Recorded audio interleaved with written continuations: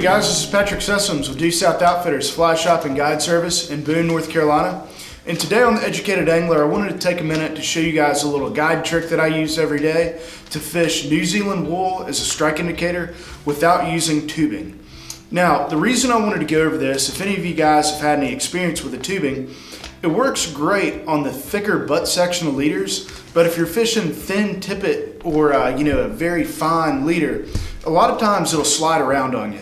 In return, it's hard to keep that yarn riding just right in the water column. I find that a lot of times it gets soggy a little faster because of the tubing. So I want to show you guys how to not use tubing and still effectively fish New Zealand wool strike indicator. All right guys, so for this demonstration, I'm going to use a piece of chartreuse backing. And we're going to say this is our leader, okay? This is solely for demonstration purposes. I'm using this backing so you can see this better than a clear leader.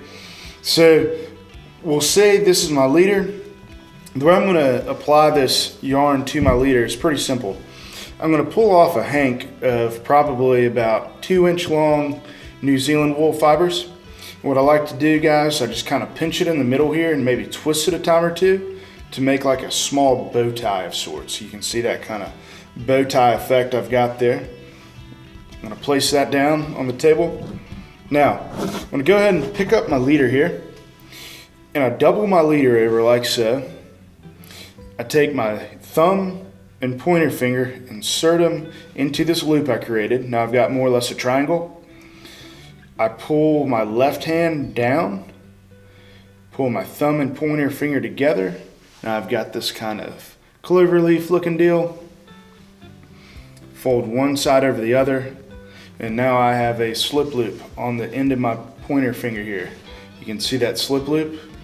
Now, real simple guys. All we're going to do from here, I loosen up this slip loop slightly, take my little bit of yarn here, put it into the loop. In that little bow tie area where it's kind of twisted together, I insert that onto my leader, pull tight. Now you have a piece of yarn on your leader. Very straightforward, pretty simple to do once you get the hang of it. I'll give you guys one more little tip on getting this yarn to float really well. Notice how my yarn's kind of fluffy. It's just all over the place at the end here. What I like to do, what's up Gus? Oh, mascot Gus here helping us out today. I'm gonna tease up my yarn kind of like the, little fluff ball here guys. And I'm gonna pinch it. I'm going to take a set of scissors here and cut that yarn straight across. So it went from being all wild and janky to more or less a flat top on that yarn. That gives it a lot more even kind of dispersion, if you will. In return, it floats a lot better. It's less likely to collect water. Kind of tease it out slightly. And if I were fishing this, I'd put a blob of gink in here, rub it in really well, or any other kind of floating, that's a wet floating. So Flyagra is great, gink, Loxa, any sort of wet floating. I start with that, and then after it gets soggy, I might dust it one time, say like frog's fanny or something of that nature. But in essence, guys, that's my really simple yarn indicator rig without using the tubing, so you avoid the slippage on your fine tippet, and it doesn't make your yarn sink quite so much.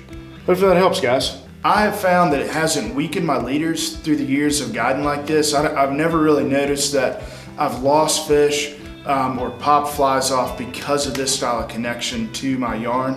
But I find it highly advantageous over the tubing. So hopefully this helps, guys. We appreciate you tuning in, and until next time, tight lines, guys.